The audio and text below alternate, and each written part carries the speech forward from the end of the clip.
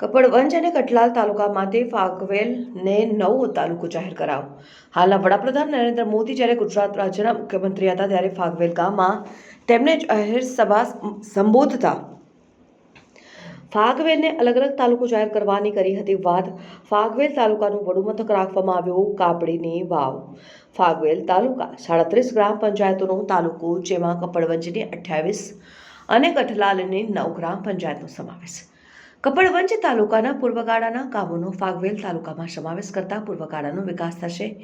1 લાખની વસ્તી ધરાવશે ફાગવેલ તાલુકો। કપડવંજ તાલુકાના વિકાસથી વંચિત પૂર્વગાળાનો હવે રોકેટ ગતિએ વિકાસ થશે। તેના લાંબા સમયથી અલગ તાલુકો કરવાની હતી માંગ। પહેલી જ વખત ચૂંટાયેલા ધારાસભ્ય રાજેશ છાલાએ તાલુકો અલગ કરવાની કરી હતી માંગ અને ધારાસભ્યની માંગણીને ધ્યાને રાખી ગુજરાતના મુખ્યમંત્રીએ ધારાસભ્યને કપડવંજ કઠલાલની જનતાને આપ્યો લાભ। રાજેશભાઈ, અલગ તાલુકો જાહેર કર્યો, કેટલો ન્યાય મળ્યો, કેટલા સમયથી માંગ હતી, કેટલા લોકોને ફાયદો? આમ તો સમગ્ર ગુજરાત રાજ્યના ક્ષત્રિય સમાજનું એક આસ્થાનું કેન્દ્ર એટલે ફાગવેલ ક્ષત્રિય વીર ભાથીજી મહારાજ, અને આજે ગુજરાત સરકાર દ્વારા કઠલાલ અને કપડવંજ તાલુકામાંથી ફાગવેલ તાલુકાને અલગ દરજ્જો આપવામાં આવ્યો છે, ત્યારે આજે ખૂબ આનંદની લાગણી અનુભવું છું। આવનારા સમયની અંદર કઠલાલ તાલુકાના 9 ગામ અને કપડવંજ તાલુકાના 28 ગામનો જે ફાગવેલ તાલુકાની અંદર સમાવેશ થયો છે, એ ગામડાઓનો વિકાસ અવિરતપણે વિકાસ થવાનો છે। ત્યારે આવનારા સમયમાં કઠલાલ અને કપડવંજ તાલુકામાંથી અલગ થયેલા ફાગવેલ તાલુકાની વસ્તીની દ્રષ્ટિએ જોવા જઈએ તો 1 લાખથી પણ વધુ વસ્તી ધરાવતો આ ફાગવેલ તાલુકો નવો અસ્તિત્વમાં આવ્યો છે। ત્યારે આ સમગ્ર 38 થી 40 ગામડાઓનો આ ભારતીય જનતા પાર્ટીના નેતૃત્વવાળી સરકાર, દેશના યશસ્વી વડાપ્રધાન શ્રી નરેન્દ્ર મોદી સાહેબ આ રાજ્યના મુખ્યમંત્રી હતા, એ વખતે એમણે ફાગવેલ તાલુકાને અલગ તાલુકો આપવાની જાહેરાત કરી હતી, અને એમના જ પગલે ચાલનારા રાજ્યના યશસ્વી મુખ્યમંત્રી ભૂપેન્દ્રભાઈ પટેલે આજે ફાગવેલ તાલુકાને અલગ તાલુકાનો દરજ્જો આપ્યો છે। ત્યારે અમારા ફાગવેલ, કઠલાલ અને કપડવંજ ત્રણેય તાલુકાનો અવિરતપણે વિકાસ થવાનો છે।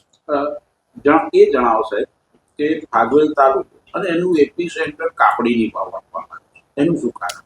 ફાગવેલ તાલુકાની અંદર કઠલાલ તાલુકાના 9 ગામ, કપડવંજ તાલુકાનો 28થી વધુ ગામનો સમાવેશ કર્યો છે।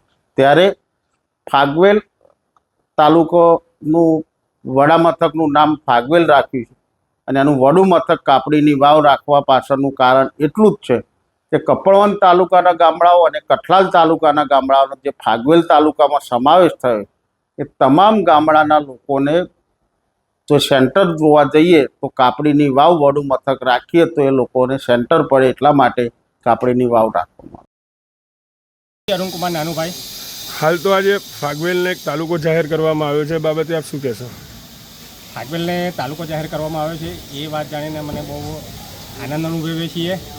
સરકારશ્રીને નમ્ર અપીલ છે કે જે વડું મથક આજે ચીખડોલ રાખવામાં આવ્યું છે એની જગ્યાએ ફાગવેલની અંદર રાખવામાં આવે તો પ્રજાને આવવા જવામાં કોઈ તકલીફ ના પડે।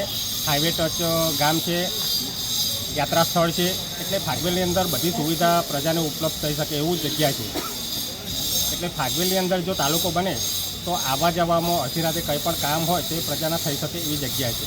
જ્યારે ચીખડોલની અંદર રાખવામાં આવી છે તો ચીખડોલની અંદર વસ્તુ શું છે કે ત્યાં આવવા જવાનો રસ્તાનો બહુ અભાવ છે। જ્યારે ચોમાસાની અંદર પૂર આવે છે ત્યારે ત્યાં જવા એવી કન્ડિશન હોતી જ નથી। જ્યારે ફાગવેલ એકદમ હાઈવે ટચનું છે, એટલે અડધી રાત્રે કે ચોમાસામાં, ઉનાળામાં ગમે ત્યારે આવવું હોય તો પણ પબ્લિકને અવરજવરની જગ્યા અહીંયા મળી રહેશે। ફાગવેલ પંચાયત પાસે ઓલરેડી પંચાયતી જગ્યા છે, સરકાર ધારે તે જગ્યા ઉપર પોતાની મિલકત ઊભી કરી શકે એવી જગ્યા છે। તો સરકારને લાગણી અને માગણી સાથે કહીએ છીએ કે ફાગવેલને જ્યારે તાલુકો જાહેર કર્યો છે તો ફાગવેલને વડું મથક પણ આપશો એવી મારી માગણી છે। નમસ્તે। મારું નામ ડીકન જોશી છે, હું ફાગવેલનો રહેવાસી છું। પહેલાં તો કહેવાનું છે કે અત્યારે જે તાલુકો જાહેર કર્યો છે ફાગવેલ, એમાં અમને ગામજનોને ખૂબ આનંદ થયો છે, પણ અત્યારે જે વડું મથક માટે જે પ્રશ્ન ઊભો થયો છે એ વડું મથક કાપડીની વાવને આપ્યું છે ચીખડોલને, પણ અમારી પાસે પણ એટલી જગ્યા છે ગ્રામ પંચાયતની કે જ્યાં સરકારી કચેરીઓ બની શકે છે અને પ્રજાને તકલીફ પણ ન પડે એવી રીતે ફાગવેલ છે। કારણ કે ફાગવેલ હાઈવે પર છે, હાઈવેની ટચ છે, અને પ્રજાને અવરજવર માટે કોઈ તકલીફ પણ ના પડે.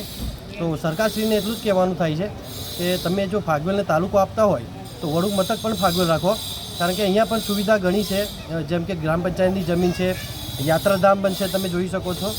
પણ અને કોઈ પણ કચેરી માટે કામ કરવા આવતું હોય તો કદાચ એમને કચેરીમાં કામ કરવામાં લાંબો સમય જતો હોય તો યાત્રા પર ધામે દર્શન પણ કરી શકે છે ભાથીજી મહારાજના, તો એમને સમય પણ વેડફવો ના પડે.